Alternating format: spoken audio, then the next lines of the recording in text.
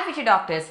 കറക്കി കുത്തിയാൽ നീറ്റ് എക്സാമിന് നമുക്ക് മാർക്ക് കിട്ടുമോ? ഒരുപാട് മക്കൾക്കുള്ള ഒരു സംശയമാണ്. ഇനി ഒട്ടും അറിയാത്തൊരു ക്വസ്റ്റ്യൻ ആണെങ്കിൽ എന്ത് ചെയ്യും മിസ്സേ? അതിനെ ഞാൻ ലാസ്റ്റ് മിനിറ്റിലേക്ക് വെച്ചിട്ട് ഒന്ന് ഇങ്കി പിങ്കി പോങ്കിയൊക്കെ ചെയ്തിട്ട് അതിനകത്ത് നിന്ന് ഒരു ആൻസർ സെലക്ട് ചെയ്താലും എന്തിനാണ് വെറുതെ? മക്കൾക്ക് അറിയില്ലേടാ, നെഗറ്റീവ് മാർക്കിംഗ് ഉണ്ട്, എന്തിനാണ് ഇങ്ങനെ നെഗറ്റീവ് മാർക്കിംഗ് വാങ്ങിച്ചു കൂട്ടുന്നത്? മോക്ക് ടെസ്റ്റ് എഴുതി നോക്കുമ്പോൾ തന്നെ മക്കൾക്ക് അറിയാം നിങ്ങൾക്ക് നെഗറ്റീവ് മാർക്കിംഗ് വരുന്നുണ്ടെങ്കിൽ, അല്ലെ, ഒരു മിനിമം ഒരു 5-6 ക്വസ്റ്റ്യൻ എങ്കിലും നെഗറ്റീവ് മാർക്കിംഗ് പോയിട്ടുണ്ടെങ്കിൽ നിങ്ങളുടെ സ്കോറിനെ അത് എത്രമാത്രം എഫക്ട് ചെയ്യുന്നുണ്ടെന്ന് മക്കൾക്ക് അറിയാം. സോ അതുകൊണ്ട് കറക്കിക്കുത്തൽ നമുക്ക് ഒഴിവാക്കണം. സോ എക്സാം പേപ്പറിൽ എഴുതുമ്പോൾ നമ്മൾ നമ്മുടെ ക്വസ്റ്റ്യൻ പേപ്പർ കയ്യിൽ കിട്ടിക്കഴിഞ്ഞാൽ നമ്മൾ എന്ത് ചെയ്യണം? ഏറ്റവും എഫക്റ്റീവായിട്ട് നമുക്ക് എങ്ങനെ കറക്റ്റ് ആയിട്ടുള്ള ആൻസർ നമുക്ക് സെലക്ട് ചെയ്യാന്നുള്ള ഒരു കുറച്ച് ടെക്നിക്സ് നമുക്ക് മനസ്സിലാക്കി നോക്കാം. ആദ്യമായിട്ട് നമ്മൾ ചെയ്യേണ്ടത്, ഒരു ക്വസ്റ്റ്യൻ വായിച്ചു കഴിയുമ്പോൾ ആ ക്വസ്റ്റ്യനിന്റെ അർത്ഥം നമ്മൾ നമ്മുടെ മദർ ടങ്ങിൽ, ഇപ്പൊ മലയാളത്തിൽ നമ്മളത് മനസ്സിൽ ഇമാജിൻ ചെയ്യുക, എന്താണ് ഇവർ ചോദിക്കുന്നത്, ഈ എക്സാമിനർ എന്താണ് ചോദിക്കുന്നത്, അല്ലെ? യെസ്, അത് നമ്മൾ അർത്ഥം മനസ്സിലാക്കിയിട്ട് മാത്രം ഓപ്ഷൻസിലേക്ക് നോക്കുക. കാരണം ക്വസ്റ്റ്യന്റെ അർത്ഥം മനസ്സിലാവാതെ നമ്മൾ ഓപ്ഷൻസിന്റെ മാത്രം അർത്ഥം മനസ്സിലാക്കിയിട്ട് കാര്യമുള്ളൂ. ക്വസ്റ്റ്യൻ എന്താണെന്ന് ആദ്യം മനസ്സിലാക്കണം. അത് വളരെ ഇമ്പോർട്ടൻ്റ് ആണ്. രണ്ടാമതായിട്ട് മക്കൾ ചെയ്യേണ്ട ഒരു വളരെ ഇമ്പോർട്ടൻ്റ് ആയിട്ടുള്ള കാര്യം, ഫിസിക്സിലൊക്കെ ഇപ്പം ബയോളജി തിയററ്റിക്കലാണ്, ശരിയാണ്, തിയറിയാണ്, ഓക്കെ, വായിച്ചർത്ഥം മനസ്സിലാക്കി, കെമിസ്ട്രി മനസ്സിലാക്കി. ഫിസിക്സ് ചെയ്യുമ്പം ഒരുപാട് ന്യൂമറിക്കൽസ് മക്കൾ യൂസ് ചെയ്യുന്നുണ്ട്, അതായത് ഫോർമുലാസ് യൂസ് ചെയ്യുന്നുണ്ട്. ഈ ഫോർമുലാസ് ഒക്കെ അപ്ലൈ ചെയ്യുമ്പോൾ അതിൽ ചെറിയ ചെറിയ സിമ്പിൾസും നമ്പേഴ്സും ഒക്കെ, ഐ മീൻ നിങ്ങൾ ആഡ് ചെയ്യുന്ന നമ്പേഴ്സും ഒക്കെ അങ്ങോട്ടും ഇങ്ങോട്ടും മാറി നമ്മുടെ ആൻസർ തെറ്റി ആകെ പ്രശ്നമാവാൻ സാധ്യതയുണ്ട്. അപ്പോൾ അതൊന്ന് ശ്രദ്ധിക്കുക. ഫോർമുലാസ് യൂസ് ചെയ്യുന്ന ക്വസ്റ്റ്യൻസിൽ വളരെ കെയർഫുൾ ആയിട്ട് നിങ്ങൾ ഓരോ നമ്പേഴ്സും, അശ്രദ്ധ കൊണ്ട് നമുക്ക് വെറുതെ മാർക്ക് മിസ്സാക്കണ്ടല്ലോ. ഓക്കെ, പിന്നെ മക്കൾക്ക് ചെയ്യാവുന്ന ഒരു കാര്യം, ഈ അവസാന നിമിഷം ഓടി പടച്ച് എന്താ പറയുക, OMR മാർക്ക് ചെയ്യാണ്ടിരിക്കുക. അത് ശ്രദ്ധിക്കണം കേട്ടോ. അവസാന നിമിഷത്തെ ആ ഒരു ഇതിൽ മാർക്ക് ചെയ്യാണ്ടിരിക്കുക. അതിന് ചെയ്യേണ്ടതാണ്. അതായത് നമ്മൾ നല്ല പ്ലാൻ ചെയ്ത് നമ്മുടെ എക്സാമിൽ ഞാൻ ഇങ്ങനെയാണ് ക്വസ്റ്റ്യൻ പേപ്പർ അറ്റംപ്റ്റ് ചെയ്യാൻ പോകുന്ന ഒരു പ്ലാനോടെ പോയിട്ടുണ്ടെങ്കിൽ ഈ പ്രശ്നമൊന്നും ഉണ്ടാവില്ല. ഞാൻ മുമ്പ് നിങ്ങൾക്ക് പറഞ്ഞു തന്നിട്ടുണ്ട്, അതായത് എങ്ങനെ നമ്മുടെ പേപ്പറിനെ നമ്മൾ പ്ലാൻ ചെയ്യണം. ആദ്യം നമുക്ക് നമ്മുടെ സ്ട്രോങ്ങസ്റ്റ് സബ്ജക്ട് നമ്മൾ ആദ്യം അറ്റംപ്റ്റ് ചെയ്യുന്നു, അല്ലെ? അതിനുശേഷം നെക്സ്റ്റ് വൺ, ഏറ്റവും ഡിഫിക്കൽട്ട് ആയിട്ടുള്ളത് നമ്മൾ ലാസ്റ്റിലേക്ക് വെക്കുന്നു. അങ്ങനെ ചെയ്യുക. അപ്പോൾ സ്ട്രോങ്ങസ്റ്റ് ആദ്യം എഴുതി കഴിയുമ്പോൾ നമുക്ക് നല്ലൊരു കോൺഫിഡൻസും കിട്ടും, പിന്നെ ബാക്കിയുള്ളത് എഴുതാനുള്ള നമുക്കൊരു ഉന്മേഷം കിട്ടും. അല്ലെങ്കിൽ ഫുൾ ക്വസ്റ്റ്യൻ പേപ്പർ ആദ്യം മുതൽ അവസാനം വരെ നോക്കിയിട്ടൊക്കെ നമ്മൾ അറ്റംപ്റ്റ് ചെയ്യാൻ പോയിട്ടുണ്ടെങ്കിൽ ചിലപ്പോൾ നമ്മൾ സമയം വേസ്റ്റ് ചെയ്യും. അത് നമുക്ക് കുറച്ച് ഡീമോട്ടിവേറ്റിങ്ങും ആകും. അപ്പോൾ എൻ്റെ മക്കൾ ഇതൊന്ന് ശ്രദ്ധിക്കുക. പിന്നെ ചെയ്യേണ്ട കാര്യം, നിങ്ങൾ നിങ്ങളുടെ ടഫസ്റ്റ് സബ്ജക്റ്റ് ആയിരിക്കുമല്ലോ അവസാനം ചെയ്യാമെന്ന് വിചാരിക്കുക. അത് നമ്മൾ ഒരുപാട് സമയം എടുത്ത് നമ്മൾ ആൻസർ ചെയ്തു.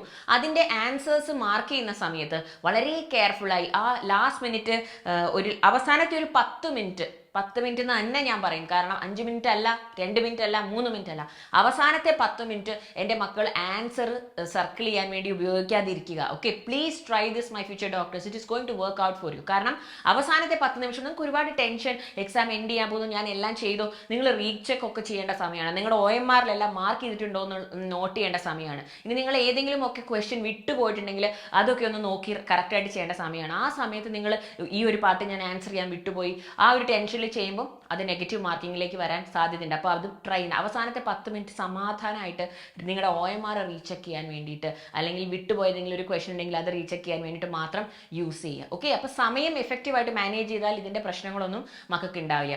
പിന്നെ ഒരു ഇന്റലിജന്റ് എലിമിനേഷൻ ടെക്നിക് ഉണ്ട്. ഇപ്പോൾ ഒരു ക്വസ്റ്റ്യൻ കണ്ടു, മാച്ച് ദ ഫോളോയിങ് ക്വസ്റ്റ്യൻ ആണ്. മാച്ച് ദ ഫോളോയിങ് കാണുമ്പോൾ നമുക്ക് എസ്പെഷ്യലി ഇങ്ങനെയുള്ള ക്വസ്റ്റ്യൻസ്, ആസ് എ സ്റ്റുഡൻറ്റ് എനിക്കും ഈ മാച്ച് ദ ഫോളോയിങ് ഭയങ്കര പ്രശ്നമായിരുന്നു. കാരണം എപ്പോഴും ഞാൻ തെറ്റിക്കുന്ന ക്വസ്റ്റ്യൻസ് മാച്ച് ദ ഫോളോയിങ് ആയിരുന്നു. അപ്പോൾ ഈ ക്വസ്റ്റ്യനിൽ നോക്കുമ്പോൾ നമുക്ക് കാണാം, ഇപ്പൊ നമുക്ക് A എന്ന് പറയുന്നത് 1 ആണെന്നുള്ളത് നമുക്ക് മനസ്സിലായി. ഓക്കെ, അപ്പൊ നമുക്ക് എന്ത് ചെയ്യാം, A1 ഉള്ള ഓപ്ഷൻസ് എല്ലാം നമുക്ക്, അതില്ലാത്ത ഓപ്ഷൻസിനെ നമുക്ക് എലിമിനേറ്റ് ചെയ്ത് A1 ഉള്ള 2 ഓപ്ഷൻസിനെ മാത്രം നമുക്ക് വെക്കാം.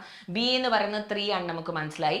അപ്പോൾ B3 എന്നുള്ള ഓപ്ഷൻസ് മാത്രം സെലക്ട് ചെയ്ത് ഉറപ്പായി നമുക്ക് നമ്മുടെ ആൻസർ ഈസി ആയിട്ട് മാച്ച് ദ ഫോളോയിങ് ആൻസർ, അതായത് നിങ്ങളെല്ലാം മാച്ച് ചെയ്യാൻ നിൽക്കേണ്ട ആവശ്യമില്ല എന്നാണ് ഞാൻ പറയുന്നത്. അങ്ങനെ ഇന്റലിജന്റ് ആയിട്ട് എലിമിനേറ്റ് ചെയ്യാം. അതുപോലെ നിങ്ങൾ ഇപ്പം എന്താ പറയുക, ചില ക്വസ്റ്റ്യൻസിൽ എപ്പോഴും മക്കൾക്ക് വരുന്ന ഒരു മിസ്റ്റേക്ക് ആണ്, നിങ്ങൾ ക്വസ്റ്റ്യനിൽ അവസാനത്തെ പാർട്ട്, എസ്പെഷ്യലി വലിയൊരു സെന്റൻസോ വലിയൊരു കണ്ടീഷനോ ഒക്കെ തന്നിട്ട് അവസാനമായിരിക്കും ക്വസ്റ്റ്യൻ ചോദിച്ചിട്ടുണ്ടാവും, അല്ലെങ്കിൽ കുറേ സ്റ്റേറ്റ്മെന്റ്സ് തന്നിട്ട് അവസാനമായിരിക്കും ചോദിച്ചിട്ടിരിക്കുക which of the following do not apply. ആ ഡു നോട്ട് നമ്മൾ കണ്ടില്ലെങ്കിൽ ചിലപ്പോൾ നമ്മൾ മിസ്റ്റേക്ക് വരുത്താൻ സാധ്യത, അല്ലെങ്കിൽ which of the following is not correct. അപ്പോൾ നമ്മൾ ടെൻഷനിൽ വായിക്കുമ്പോൾ ചിലപ്പോൾ കറക്റ്റ് എന്ന് മാത്രമേ കാണാൻ സാധ്യതയുള്ളൂ. അല്ലെങ്കിൽ doesn't apply, which is true or not true ഒക്കെ കാണാണ്ട് പോയിട്ട് ഒരുപാട് പ്രാവശ്യം മിസ്റ്റേക്ക് വരുത്തിയവരുണ്ട്. അപ്പോൾ അങ്ങനെയുള്ള കാര്യങ്ങൾ നോക്കുക. അസേർഷൻ റീസൺ ടൈപ്പ് ക്വസ്റ്റ്യൻസ് ചെയ്യുമ്പോഴും നമുക്ക് ഈസി ആയിട്ട് സ്കോർ ചെയ്യാനുള്ള വഴിയാണ്. അസേർഷനും റീസണും തമ്മിൽ, ആ സെന്റൻസ് തമ്മിൽ ഒന്ന് മറ്റൊന്നിനെ കോംപ്ലിമെന്റ് ചെയ്യുന്നുണ്ടോ എന്നാണ് നമ്മൾ നോക്കേണ്ടത്. അല്ലെ, രണ്ടുപേരും തമ്മിൽ ചിലപ്പോൾ രണ്ടുപേരും ശരിയാവാം അല്ലെങ്കിൽ തെറ്റാവാം. പക്ഷെ രണ്ടുപേരും ശരിയായി ഒന്ന് മറ്റൊന്നിനെ കോംപ്ലിമെന്റ് ചെയ്താൽ മാത്രമേ അത് കറക്റ്റ് ആയിട്ടുള്ള ആൻസർ ആവുന്നുള്ളൂ. അപ്പൊ അങ്ങനെയുള്ള ക്വസ്റ്റ്യൻസ് ചെയ്യുമ്പോൾ ആ സെന്റൻസുകളെ ഒരു പാരഗ്രാഫ് ആക്കി കാണാൻ നിങ്ങൾക്ക് പറ്റുന്നുണ്ടോ? ആദ്യത്തെ സെന്റൻസ് വായിച്ചു, ബിക്കോസ് അതിന്റെ ഇടയ്ക്ക് ആഡ് ചെയ്തിട്ട് രണ്ടാമത്തെ സെന്റൻസ് ആഡ് ചെയ്യുമ്പോൾ അതൊരൊറ്റ എന്താ പറയുക, അത് ജസ്റ്റിഫൈയിങ് പോയിന്റ് ആയിട്ട് മാറുന്നുണ്ടെങ്കിലേ നിങ്ങൾക്ക് അതിന് കറക്റ്റ് ആൻസർ മാർക്ക് ചെയ്യാൻ പറ്റുള്ളൂ. അപ്പോൾ മാത്സ് ഫോളോയിങ് ഒക്കെ ചെയ്യുമ്പോൾ ഇങ്ങനെയുള്ള ചെറിയ ചെറിയ കാര്യങ്ങളൊക്കെ ചെയ്തിട്ടുണ്ടെങ്കിൽ ഇന്റലിജന്റ് എലിമിനേഷൻ ടെക്നിക് ഒക്കെ ചെയ്ത് അതിലൂടെ മക്കൾക്ക് ഈസി ആയിട്ട് സ്കോർ ചെയ്യാം. നിങ്ങളുടെ നെഗറ്റീവ് മാർക്കിംഗ് അവോയ്ഡ് ചെയ്യാം.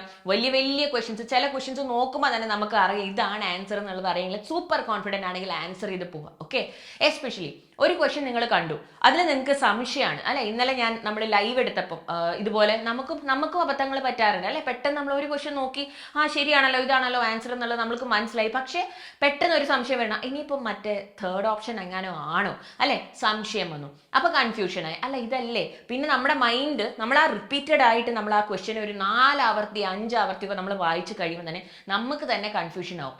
നമ്മൾ എന്താ പറയുക, കൺഫ്യൂസ്ഡ് ആയ ഒരു മൈൻഡിൽ നമ്മൾ ആ ക്വസ്റ്റ്യൻ മാർക്ക് ചെയ്തിട്ടുണ്ടെങ്കിൽ ഡെഫിനറ്റ് ആയിട്ടും മക്കളെ ടെലിങ് യു 100% നിങ്ങൾ അത് തെറ്റായിട്ടായിരിക്കും മാർക്ക് ചെയ്യുന്നത്. സോ അങ്ങനെ കൺഫ്യൂഷൻ വരുമ്പോൾ എനിക്ക് മനസ്സിലായില്ല, ഓക്കെ ഹെപ്പാറ്റിക്കോപ്സിയുടെ മാർക്ക് ചെയ്യാൻ ഇത് കറക്റ്റ് ആണോ, അല്ല എനിക്ക് ഉറപ്പില്ല, അപ്പോൾ അതവിടെ വിടുക. ഓക്കെ, നമ്മളൊരു 4-5 ക്വസ്റ്റ്യൻ ചെയ്ത് ജസ്റ്റ് അതൊന്ന് സർക്കിൾ ചെയ്ത് വെക്കുക, OMRലല്ല നമ്മുടെ ക്വസ്റ്റ്യൻ പേപ്പറിൽ.